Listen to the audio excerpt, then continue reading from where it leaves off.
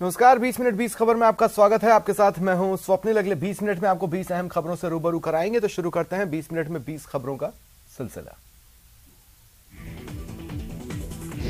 नरेंद्र को गढ़ने रचने वाली मां नहीं रही। प्रधानमंत्री नरेंद्र मोदी की मां हीराबा शुक्रवार सुबह 9:26 पर पंचतत्व में विलीन हो गयी। नरेंद्र मोदी ने उन्हें मुखाग्नि दी। अंतिम सफर के दौरान वो मां का पार्थिव देह को कंधे पर लेकर गांधीनगर स्थित घर से निकले। यात्रा के दौरान वो शव वाहन में ही पार्थिव देह के करीब बैठे रहे।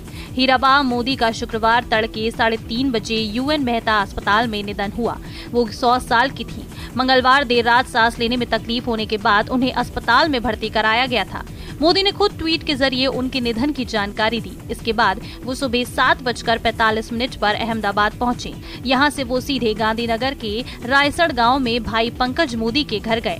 पार्थिव देह यहीं रखी गई थी। मोदी के पहुंचते ही अंतिम यात्रा शुरू हुई। सेक्टर 30 स्थित शमशान घाट में अंतिम संस्कार किया गया। भक्ति, तपस्या और कर्म की त्रिवेणी हीराबा के निधन पर तमाम नेताओं ने गहरा दुख जताया है।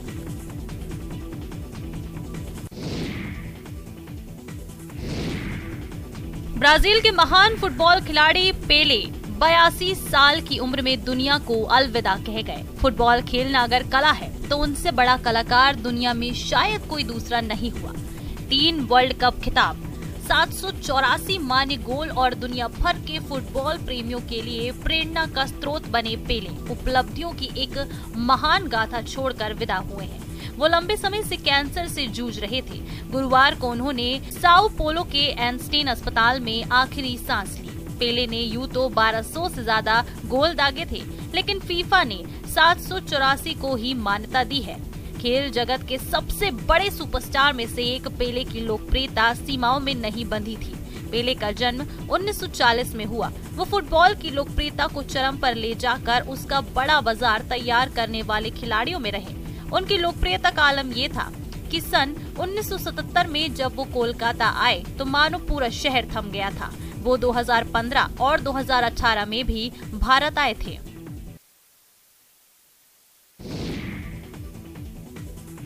स्पीड में आती हुई कार रेलिंग से टकराकर शोलों में बदल जाती है, लेकिन ऊपर वाले का करम देखिए कि कार सवार की जिंदगी बच जाती है।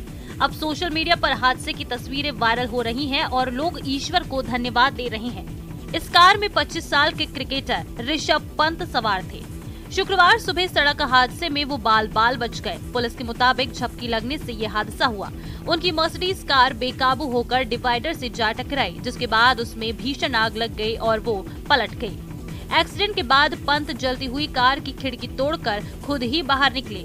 लोग बचाने पहुंचे तो अपना परिचय दिया। उन्हें सिर, पीठ और पैर में गंभीर चोटें आई हैं। डॉक्टरों के मुताबिक उनकी हालत खतरे से बाहर है। उन्हें इलाज के लिए रुड़की से देहरादून ले जाया गया है। डॉक्टरों की एक टीम उनकी निगरानी कर रही है। ऐसा कहा जा रहा है कि अगर जरूरत पड़ी तो उन्हें दिल्ली एयरलिफ्ट किया जाएगा।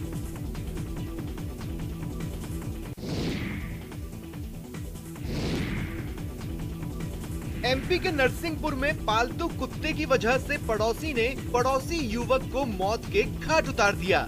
बात बस इतनी सी थी कि कुत्ते ने पड़ोसी के घर में घुसकर आटा खा लिया था, जिस पर शुरू हुई बहस कत्ल होने तक चली गई। कुत्ते के मालिक ने पड़ोसी पर धारदार हथियार से हमला कर न सिर्फ उसकी हत्या कर दी, बल्कि उसके परिजनों को भी घायल कर दिया। मिली जानकारी के मुताबिक ग्राम रामखिरिया गोरबड़ा में धर्मू पटेल और कोदूलाल मेहरा का घर आसपास है। 4 दिन पहले धर्मू का पालतू कुत्ता कोदूलाल के घर में घुस गया और घर में रखा आटा खा लिया। इस बात पर कोदूलाल ने धर्मू को उल्हाना दी। घटना के बाद दोनों के बीच कहासुनी हो गई। बुधवार रात इसी बात को लेकर कोदूलाल ने ताना मारा तो गुस्से में धर्मू कुल्हाड़ी लेकर आया और कोदूलाल पर हमला कर दिया। कोदूलाल को कुल्हाड़ी लगते देख उसकी बहू रुक्मणी बीच बचाव को आई। धर्मू ने उसे भी घायल कर दिया। इसी दौरान राम सिंह ने भी कोदूलाल को बचाने की कोशिश की तो धर्मू ने उसे भी घायल कर दिया। घटना की सूचना मिलते ही मौके पर पुलिस पहुंची। तीनों घायलों को लेकर जिला अस्पताल आई, जहां डॉक्टर ने कोदूलाल को मृत घोषित कर दिया।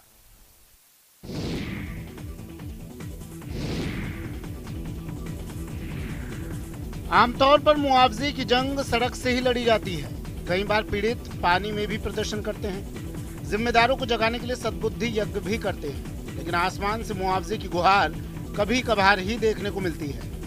एमपी के सतना में बीते 40 दिनों से किसान लगातार प्रदर्शन कर रहे हैं। मिली जानकारी के मुताबिक यहाँ किसानों की निजी जमीन पर हाई टेंशन टावर लगवा दिया गया है, लेकिन इसका उन्हें मुआवजा नहीं दिया गया। किसानों ने कई बार मुआवजे की मांग भी की, लेकिन शासन प्रशासन की तरफ से किसी ने कोई जवाब नहीं दिया। जब कहीं से बात नहीं बनी तो किसानों का आक्रोश भड़क उठा। इसके बाद एक किसानों ने टावर पर ही मचान बनाकर प्रदर्शन करना शुरू कर दिया। 1 दर्जन से ज्यादा किसान इस कड़कड़ाती ठंड में टावर पर आशियाना बनाकर दिन रात गुजार रहे हैं और अपनी जमीन के लिए मुआवजे की मांग कर रहे हैं।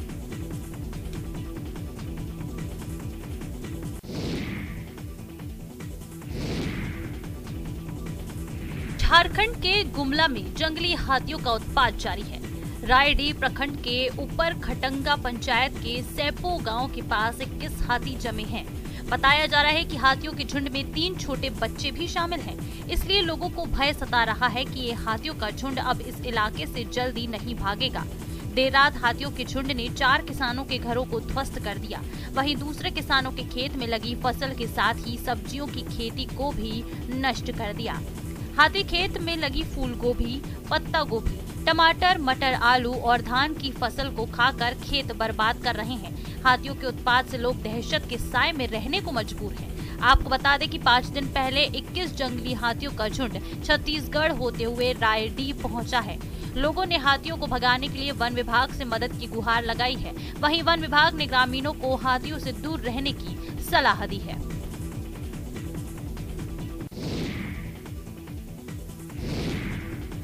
इस बच्चे के सामने प्रभु देवा फेल हैं। सलमान और ऋतिक पानी भरते हैं। डांस मूव्स देखकर अच्छे चकरा जाते हैं, लेकिन ये जानने के बाद आप हैरान रह जाएंगे कि डांस के मूव्स इसे किसी ने सिखाए नहीं है।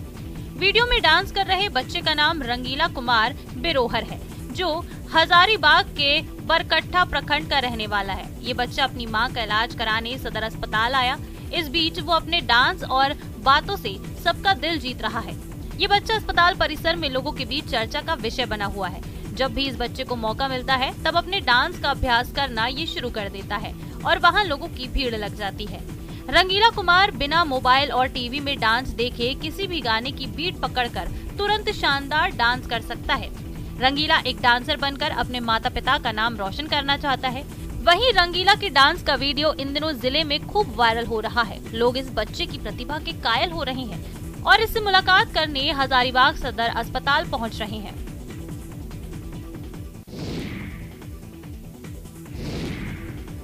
लगातार बढ़ती ठंड हाड़ कपा रही है। एक तरफ ठंड की मार तो दूसरी तरफ कोरोना का खतरा। ऐसे में अपनी सेहत का खास ख्याल रखने की जरूरत है।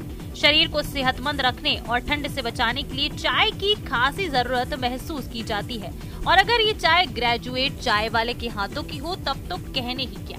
यह है बिहार के बांका के रहने वाले अंकित कुमार, जो तिलका मांझी यूनिवर्सिटी से ग्रेजुएशन की पढ़ाई पूरी करने के बाद भागलपुर शहर में ही सड़क किनारे चाय की दुकान चला रहे हैं। अंकित के पिता किसान हैं। घर की आर्थिक स्थिति ठीक नहीं होने के कारण अंकित मजबूर होकर चाय की दुकान चलाते हैं। शहर के कचहरी चौक स्थित ट्रैफिक सिग्नल के बगल में फुटपाथ के किनारे अंकित की चाय की दुकान है। ग्रेजुएशन की पढ़ाई पूरी करने में 3 साल लगते हैं, लेकिन यूनिवर्सिटी के सुस्त रवैये के कारण ग्रेजुएशन करने में अंकित को 5 साल लग गए, जिसके कारण आगे की पढ़ाई के लिए उसने एडमिशन नहीं कराया। वहीं लोगों का कहना है कि अंकित की दुकान से अदरक वाली चाय पीने के बाद हर कोई वाह वाह कर उठता है। लोग इनकी चाय को पीने यहाँ खिंचे चले आते हैं। ठंड के समय में अदरक वाली चाय लोगों को खूब लुभा रही है। न्यू ईयर पर जैसलमेर सहित प्रदेश भर के टूरिस्ट प्लेसेस पर पर्यटकों का हुजूम उमड़ रहा है, लेकिन स्वर्ण नगरी में सम के मखमली धोरों को आसमान से निहारने का अलग ही मजा है। राजस्थान पर्यटन विकास निगम ने पर्यटकों को नया अनुभव देने के लिए हेलीकॉप्टर जॉय राइड शुरू की है।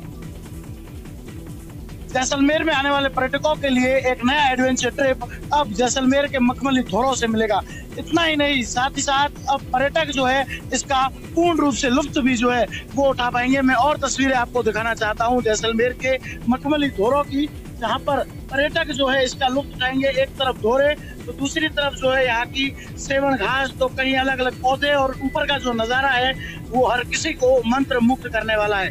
ये तस्वीरें साफ बयां करती है कि अब जैसलमेर का पर्यटक किस तरह जो है वो इसे निहार पाएगा, और लगातार जो है वो जैसलमेर आने वाले पर्यटकों के लिए एक और नई एक्टिविटी ऐड हुई है। श्रीकांत व्यास, न्यूज़ 18, जैसलमेर। सिर पर फुटबॉल रखकर बाइक चलाना, और वो भी 40-50 किलोमीटर तक, हैरान करता है ना। देखने वाले का हैरत में पड़ना लाजमी भी है। अब इस अनोखे फुटबॉलर को जान लीजिए। रिटायर्ड सूबेदार मेजर आजाद सिंह शेखावाटी इलाके के झुंझुनू जिले के रहने वाले हैं। उदयपुरवाटी उपखंड के बड़ा गांव के रहने वाले आजाद सिंह 1988 में 17 साल की उम्र में सेना में भर्ती हुए और 2018 में सेवानिवृत्त हो गए। आजाद सिंह के पिता नवल सिंह वॉलीबॉल के खिलाड़ी थे। आजाद सिंह को उन्हीं से फुटबॉल की प्रेरणा मिली। आजाद सिंह ने स्पोर्ट्स में फुटबॉल को चुना। सेना में भर्ती होने के बाद भी फुटबॉल खेलना जारी रखा। रिटायरमेंट के बाद भी फुटबॉल के प्रति उनका जुनून बरकरार है। इन दिनों वो सिर पर फुटबॉल रखकर स्कूटी चलाते हुए गांव-गांव जाकर युवाओं को फुटबॉल खेलने के लिए प्रेरित कर रहे हैं। जो फुटबॉल खेल मैदान में कभी इस छोर कभी उस छोर रहती है, वही फुटबॉल आजाद सिंह के सिर पर आने के बाद घंटों उनके सिर पर टिकी रहती है। सिर पर फुटबॉल को देखकर लगता है जैसे सिर से चिपक गई हो। फुटबॉल के प्रति ऐसी ही दीवानगी के चलते आजाद सिंह शेखावाटी के युवाओं को इस खेल से जोड़ना चाहते हैं। IIT रुड़की के वैज्ञानिकों ने महिलाओं को प्रसव से पहले देखभाल और वास्तविक समय पर चिकित्सा सहायता प्रदान करने के लिए एक मोबाइल एप्लीकेशन स्वस्थ गर्भ विकसित किया है। IIT रुड़की इस ऐप के जरिए 150 गर्भवती का क्लिनिकल ट्रायल कर चुका है। वहीं ऐप पहाड़ के दूरस्थ गांव में रहने वाली महिलाओं के लिए काफी फायदेमंद साबित होगा। साथ ही जच्चा बच्चा की मृत्यु दर में कमी लाने में मददगार भी बनेगा। इसको तैयार करने में 4 साल का समय लगा है। इसे तैयार करने वाले वैज्ञानिक प्रोफेसर दीपक शर्मा ने बताया कि गर्भवती महिलाओं को आने जाने में दिक्कत न हो और समय पर चिकित्सा मिल सके, इसलिए इस ऐप को तैयार किया गया है। ये ऐप गर्भवती महिलाओं की सहायता के लिए बनाया गया है। हर महिला को कब डॉक्टर के पास जाना है ये सारी जानकारी देता है। कब कौन कौन से टेस्ट कराने हैं वो भी बताता है। वो अपनी कौन सी दवाई लेनी है उसका मेडिसिन रिमाइंडर भी लगा सकता है ताकि कोई भी दवा मिस ना हो।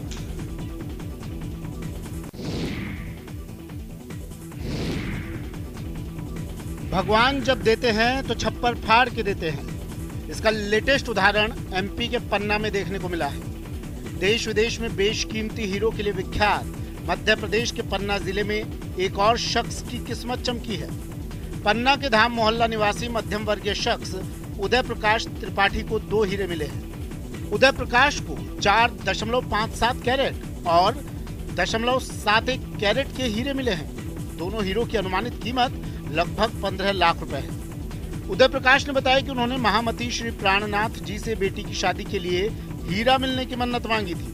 महज 1 महीने के अंदर ही उन्हें 1 नहीं बल्कि 2 हीरे मिल गए।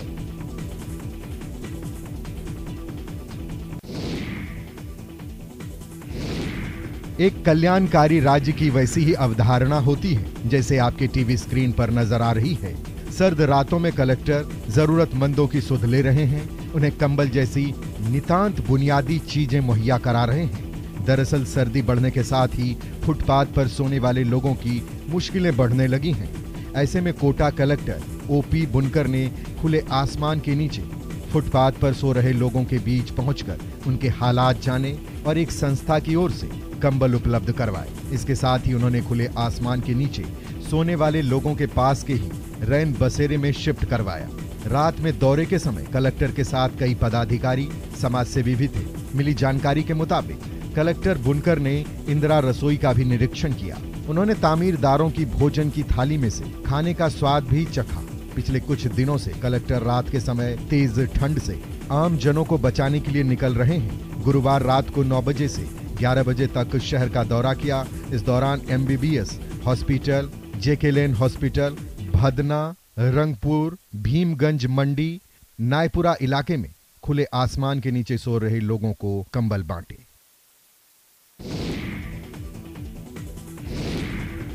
यहां से वहां तक बस बर्फ की चादर। ये वो तस्वीर है जिनके लिए पर्यटक बेताब थे। उत्तराखंड में मौसम ने करवट बदल ली है। प्रदेश भर में दिन भर बादलों के डेरे के बीच चोटियों पर हल्का हिमपात और निचले क्षेत्रों में हल्की वर्षा हुई। जी हां, जनपद उत्तरकाशी में मौसम बदलने के साथ ही गंगोत्री धाम में हल्की बर्फबारी शुरू हो गई है। बर्फबारी की ताजा तस्वीरें गंगोत्री नेशनल पार्क से सामने आई है। तस्वीरें शुक्रवार सुबह की हैं। वहीं कड़ाके के ठंड के बीच गंगोत्री नेशनल पार्क के कर्मचारी ड्यूटी पर डटे हुए हैं। उम्मीद जताई जा रही है पूरी घाटी में अच्छी बर्फबारी देखने को मिलेगी। आपको बताते चलें कि नए साल का जश्न मनाने के लिए बड़ी संख्या में पर्यटक उत्तराखंड के पहाड़ों पर पहुंचे थे, लेकिन बर्फबारी न देखकर मायूस हो गए थे। लेकिन गुरुवार देर रात हुई जोरदार बर्फबारी के बाद नजारा देखते ही बन रहा है।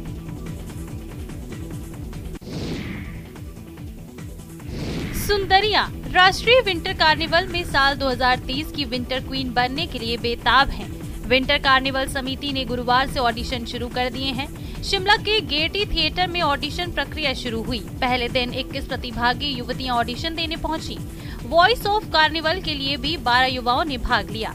गेयटी थिएटर में कैटवॉक के साथ उनका IQ जांचा गया। आपको बताते चलें कि मनाली में 2 से 6 जनवरी तक आयोजित होने वाले राष्ट्रीय विंटर कार्निवल की तैयारियां शुरू हो गई हैं। विंटर क्वीन और वॉइस ऑफ कार्निवल प्रतियोगिता आकर्षण का केंद्र रहेगी। 6 जनवरी को इसका ग्रैंड फिनाले होगा। मिली जानकारी के मुताबिक मुख्यमंत्री सुखविंदर सिंह सुक्खू 2 जनवरी को कार्निवल की विधिवत शुरुआत करेंगे। 2 जनवरी को झांकियों से कार्निवल की शुरुआत होगी और 6 जनवरी को रात 12 बजे विंटर क्वीन के चयन से इसका समापन होगा।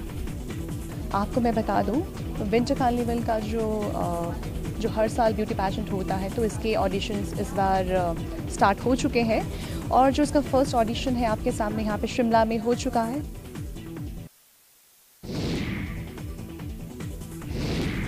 कड़ाही में तैयार हो रही ये वो जलेबियां हैं जिसका स्वाद इसे खाने से लोगों के सिर चढ़कर बोलता है। इसके लाजवाब स्वाद को भूलना मुश्किल ही नहीं, नामुमकिन भी है। जलेबी का सबसे बड़ा आकर्षण यह है कि ये 250 ग्राम का एक पीस है। एक जलेबी खा ली तो खाना खाने की जरूरत खत्म। ये जलेबी आम बाजारों में मिलने वाली जलेबी से बिल्कुल अलग है। देखने में बड़ी होने के साथ स्वाद भी लाजवाब। तभी उदयपुर के बाशिंदे बड़ी शिद्दत से इसका इंतजार करते हैं। शिल्पग्राम महोत्सव में देश के कोने कोने से शिल्पकार, साहित्य प्रेमी और खान-पान से जुड़े लोग पहुंचते हैं। जलेबी पूरे महोत्सव में आकर्षण का केंद्र बनी हुई है। हरियाणा के नरेश कुमार की स्पेशल जलेबी का स्वाद लोगों को अपनी ओर खींच रहा है। इसमें मैदा के साथ साथ बेसन, सूजी और देसी घी का इस्तेमाल किया जाता है, जिसके कारण जलेबी का स्वाद और भी लाजवाब हो जाता है। साइज में इतनी भारी भरकम और अंदर से रसीली जलेबी देखकर ही लोगों के मुंह में पानी आ जाता है।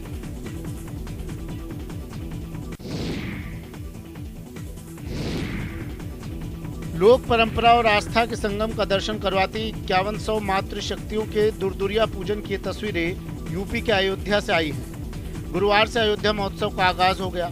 कार्यक्रम का उद्घाटन मुख्य अतिथि भाजपा प्रदेश सह प्रभारी सुनील ओझा ने दीप प्रज्वलन से किया। इस मौके पर सांस्कृतिक कार्यक्रम भी हुए। अवसान माता की दुर्दुरिया का ये भव्य कार्यक्रम आयोजित किया जा रहा है, जिसमें जिले के विभिन्न गांवों से, विभिन्न कस्बों से हमारी 5100 महिलाएं लगभग आज उपस्थित हैं। और सबसे बड़ी विशेषता है कि सब एक रंग में है, सभी पीले रंग की साड़ी में है और सभी पूजा की सभी सामग्री हमें यहाँ उपलब्ध कराया गया है। आपको बताते चले, अयोध्या महोत्सव में विख्यात कलाकार अपनी प्रस्तुति से आम जनमानस को भारत की सांस्कृतिक विरासत से रूबरू करवाते हैं। ऐसे कार्यक्रमों से प्रतिभाओं को अपनी प्रस्तुति देने का अवसर मिलता है। कहना गलत नहीं होगा कि अयोध्या महोत्सव ने हमारी लोक संस्कृति और परंपराओं को वैश्विक स्तर पर प्रसारित किया है। अयोध्या महोत्सव का परिवेश भक्ति और आस्था के साथ हमारी सांस्कृतिक मूल्यों को भी परिभाषित करता है। जम्मू कश्मीर के सांबा जिले के नृसिंह मंदिर में श्रद्धालुओं का सैलाब उमड़ रहा है। बुधवार को 8 दिवसीय रथ खड़ा मेला धार्मिक उत्साह और उल्लास के साथ शुरू हुआ, जिसमें पड़ोसी प्रदेश पंजाब, हिमाचल प्रदेश के भी श्रद्धालु पहुंच रहे हैं। सुबह सुबह मंदिर में भक्तों ने आकर भगवान नरसिंह के दर्शन किए। मेले के दौरान घगवाल में श्रद्धालुओं की भारी भीड़ देखी जा रही है। मंदिर को फूलों और रोशनी से सजाया गया। बसोहली, डोडा, किश्तवाड़, बानी के पहाड़ी इलाकों के कुछ लोग इस दिन का बहुत शिद्दत से इंतजार करते हैं, क्योंकि वो इस मेले में स्टॉल लगाते हैं, हाथ से बनी ऊनी चीजें बेचते हैं। इस बार भी मंदिर परिसर में विभिन्न प्रकार के स्टॉल्स लगाए गए हैं। मंदिर समिति ने लंगर का आयोजन किया है। आपको बताते चलें कि मंदिर में विराजमान भगवान नरसिंह और मां अन्नपूर्णा का कृषि कार्य के लिए खास महत्व माना जाता है। बुआई के पहले किसान अपने आराध्य का नाम लेते हैं। उन्हें विश्वास है कि भगवान की कृपा से उन्हें अच्छी फसल मिलेगी और भगवान सभी प्राकृतिक आपदाओं से उनकी रक्षा करेंगे। अलौकिक आतिशबाजी की ये अविस्मरणीय तस्वीरें पंजाब के अमृतसर से आई हैं, जहां 10वें सिख गुरु गोबिंद सिंह की 365वीं जयंती पर लाखों श्रद्धालु श्री हरिमंदिर साहिब के दर्शन करने पहुंचे थे। ठंडी हवाओं के बीच श्रद्धालुओं ने हरिमंदिर साहिब में मत्था टेका और पवित्र सरोवर में डुबकी लगाई। शाम को परिसर में की गई आतिशबाजी श्रद्धालुओं को अभिभूत कर गई। शिरोमणि गुरुद्वारा प्रबंधक कमेटी की तरफ से स्वर्ण मंदिर और श्री अकाल तख्त साहिब को सुंदर फूलों से सजाया गया था। इस दौरान जहां श्री हरिमंदिर साहिब परिसर में नगर कीर्तन निकाला गया, वहीं दूसरी तरफ गोल्डन टेम्पल में जलो भी सजाए गए। जलो वो पुरातन वस्तुएं और धरोहर हैं जिन्हें खास दिनों में संगत के लिए प्रदर्शित किया जाता है। लाखों श्रद्धालु इनके दर्शन करने के लिए गुरु पर्व पर गोल्डन टेम्पल पहुंचते हैं। बहुत ही अलौकिक नज़ारा है ये, दीपमाला और आतिशबाजी है। बहुत ही अच्छा लग रहा है आके यहाँ पे हमें। ये वो दर है जहां से कोई खाली हाथ नहीं लौटता। तस्वीरें जम्मू कश्मीर के राजौरी की है। मियां महमूद साहब नक्शबंदी रहमत अली के 42वें उर्स में दुनिया के कोने कोने से जायरीन उमड़े। मियां महमूद साहब का उर्स शानो शौकत से मनाया गया। मुरादों की झोली लिए जायरीन यहाँ पहुंचे, इस यकीन के साथ कि मियां महमूद साहब उनके हर गम को पहचानते हैं, सब जानते हैं। इस कोरोना वबा जो मौजूदा फिर इसमें इसके आने के खतरात जो ज़ाहिर हो रहे हैं और कुछ ममालिक में शुरू भी हो चुकी है, उसके वबा से निजात के लिए यहाँ पर बड़ी दुआएं की गई हैं। हजारों की तादाद में लोगों ने यहाँ पहुंचकर हाजिरी लगाई। इस मौके पर अध्यक्ष के तौर पर मौलाना कारी सखावत मुरादाबाद से आए हुए थे। सैकड़ों की तादाद में लोगों ने इस उर्स में पहुंचकर अपनी हाजिरी लगवाई और अमन, चैन और तरक्की की दुआ के साथ ही कोरोना से निजात दिलाने की गुहार लगाई। फिलहाल इतना ही। नमस्कार।